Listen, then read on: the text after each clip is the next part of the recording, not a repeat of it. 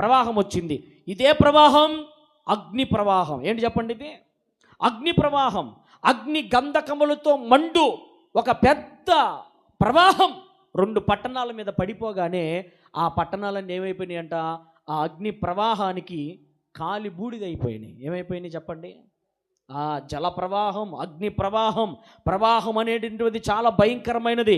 ప్రవాహాన్ని ఎవడు ఆపలేడు. ఎవడు ఆపలేడు. నది పొంగి పొర్లుతూ ఉంటే ఎవడు ఆపలేడు. సముద్రము దాని సరిహద్దులు దాటి వస్తే ఎవడు ఆపలేడు. అగ్ని దాని ప్రవాహం ప్రారంభిస్తే ఆ అగ్ని ప్రవాహాన్ని ఎవ్వడు ఆపలేడంట. జాగ్రత్తగా గమనించాలి. మొన్న ఏ దేశంలో అగ్ని ప్రమాదం జరిగింది? ఏం దేశం అది? Los Angel.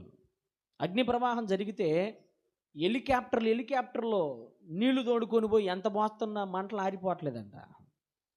హెలికాప్టర్లతో కింద దోణులు ఉంటాయి, పడవ లాంటి దోణులు ఉంటాయి. ఆ దోణులు తీసుకెళ్ళి సముద్రంలోనో లేకపోతే నదుల్లోనో ఎక్కడో చోట హెలికాప్టర్ ముంచుకొని తీసుకొచ్చి తిరగొడుతుంది పట్టణాల మీద. ఏం చేస్తుంది? అది ఎవరు పంపించిన ప్రవాహం? దేవుడు పంపించిన అగ్ని ప్రవాహం. అది ఇద్దరు ఒకళ్ళ వెనకాల ఒకళ్ళు కూర్చొని నిద్రపోతున్నారు. దేవునికి స్తోత్రం చెప్పండి. హల్లెలూయా, హల్లెలూయా. అర్థమవుతుందా? జాగ్రత్తగా వినాలి. దేవుడు తలుచుకుంటే ఏ ప్రవాహాన్నైనా సరే భూమి మీదకి పంపించగలడు. భూమి పైన ప్రవాహం ఉంది, భూమి కింద కూడా ప్రవాహం ఉంది, ఆకాశములో కూడా ప్రవాహం ఉంది. ఆయన ఆకాశపు తూములు విప్పగా ఆ జల ప్రవాహం ఎక్కడి నుంచి వచ్చింది? చెప్పండి, ఎక్కడి నుంచి వచ్చింది? ఆకాశం నుంచి వచ్చింది. ఆయన భూమిని నెర్ర విడిచినట్టు చేయగా లోపల అగ్ని ప్రవాహం ఉందంట. ఏముంది చెప్పండి? దాన్నే శాస్త్రవేత్తలు ఏమన్నారంటే లావా అన్నారు. ఏమన్నారు దాన్ని? లావా అన్నారు. కొన్ని కొండలు పగులితే లోపల నుంచి లావా ప్రవహిస్తూ ఉంటుంది ఒక నదిలాగా.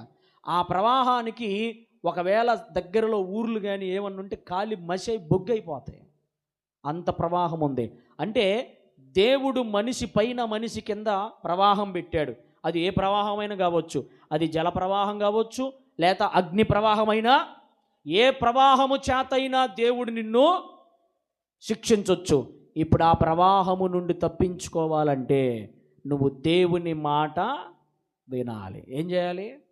దేవుని మాట. రాత్రి సిద్ధపాటు కూడికి ఎంతమంది వచ్చారు?